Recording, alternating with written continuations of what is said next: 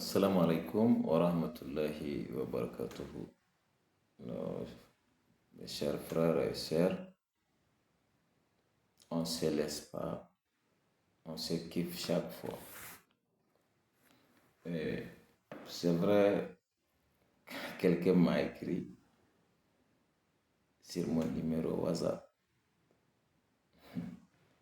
en me disant que ce que j'ai fait, les risques que j'ai pris de parler au nom des anciens militaires, ça ne sert à rien. Je ne sais pas, j'ai pas le temps de ce genre. J'ai pas le temps. Je connais nos autorités. Je sais de quoi ils sont capables. Je sais qu'ils vont nous écouter. Mais c'est une question de temps. Toi, tu ne sais pas ce qui se passe. Toi qui lis mon vidéo et tu veux parler mal sur moi en me disant que je n'ai pas été à l'école, je parle mal français. C'est pas ça mon problème. Non, je ne cherche pas à parler bien français. Toi qui disais, j'ai pas vraiment besoin d'afficher ton message pour te faire comprendre. Non. Moi, je ne vais pas gâter le nom de quelqu'un. Ça, c'est pas moi. Mais quand j'ai fait mes vidéos, j'ai dit chaque fois ceux qui ont bien compris mon message, qui ont lu et comprendre ce que je veux dire, ils n'ont qu'à partager. Voyez. Mais toi, tu es là, tu ne partages pas. Et puis tu vas parler de ma vidéo, soit disant que toi qui n'as pas été à l'école et puis tu parles français. Dieu merci, même si je n'ai pas été à l'école, je parle français. Ça, je n'ai pas peur de X ou Y là-dessus.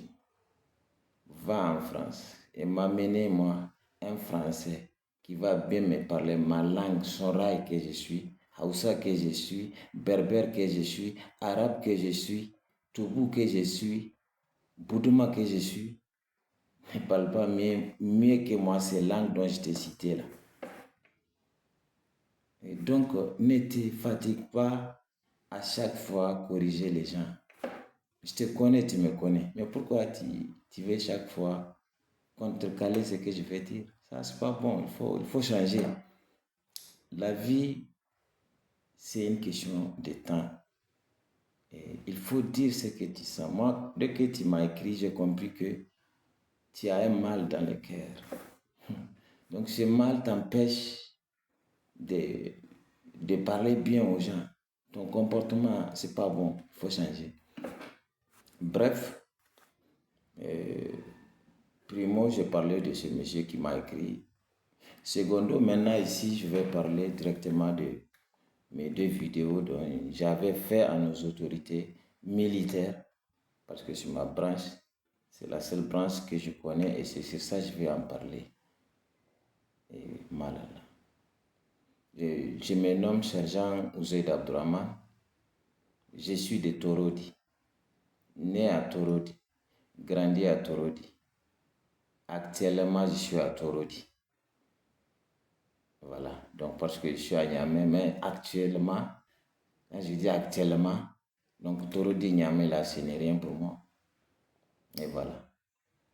Donc, quand je parle et je disais que les militaires sont emprisonnés d'eux-mêmes, quoi. Parce qu'aujourd'hui, il faut imaginer, moi, on est plusieurs ex-militaires ici à Torodi. On est exposé à plusieurs choses. Nos autorités sont censées de savoir ça, que nous, où on va et qu'est-ce qu'on peut faire aujourd'hui.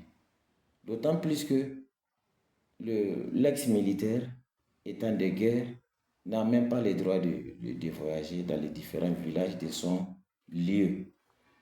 Ça, nous le savons tous. Je n'ai pas envie de rentrer dans les règlements. Maintenant, l'appel que nous faisons, parce qu'on est nombreux, on sait ce qu'on dit et on sait de quoi on parle. Les autorités, une fois reçues mes vidéos, et me comprennent. Et voilà. Je sais que tout civil est militaire, Voilà. Mais tout militaire n'est pas civil. Quel que soit qu'il travaille ou pas, il est toujours militaire parce que vous ne pouvez pas en savoir. Voilà. C'est toute une vie qui est dans l'armée. C'est toute une vie qui est dans la tenue. Je n'ai pas envie de parler là-dessus. Je me calme. Maintenant, mon appel d'aujourd'hui aussi va toujours à l'encontre de notre chef d'état-major des armées, général de division Salo Barmou. Je suis au garde-vous. L'État ne me permet pas. Mais nous vous demandons avec vraiment en urgence de tout faire pour comprendre dans quelle situation sont les ex-militaires partout où ils sont dans l'étendue du territoire nigérien. Voilà. Le pays est en guerre. L'ex-militaire doit obligatoirement rester chez lui. Il ne fait rien parce que de peur que quand il sort, X ou Y vont les changer d'air idée. Mais ça va aller. Nous le savons, c'est une question de temps. Mais mon général, nous, anciens combattants, nous vous demandons de bien vouloir nous pardonner et nous écouter et nous donner une seconde chance. Comme je l'avais dit dans mes 2 vidéos, il est vrai que d'autres ont été libérés pour cas d'indiscipline. D'autres ont été libérés pour autre chose. D'autres sont libérés pour autre chose. Mais avec tout ça, les forces de défense et de sécurité libérées sont vos frères. Mettez-vous à nos places et vous allez comprendre ce qu'on ressent. Bien que, selon vous, nous avons déconné. Mais on ne parle pas là-dessus, mon général. Ce que nous voulons, c'est de nous appeler, nous intégrer parmi vous. Je pense bien que, quelle que soit l'erreur que nous avons commise dans le passé, vous êtes censés à nous comprendre.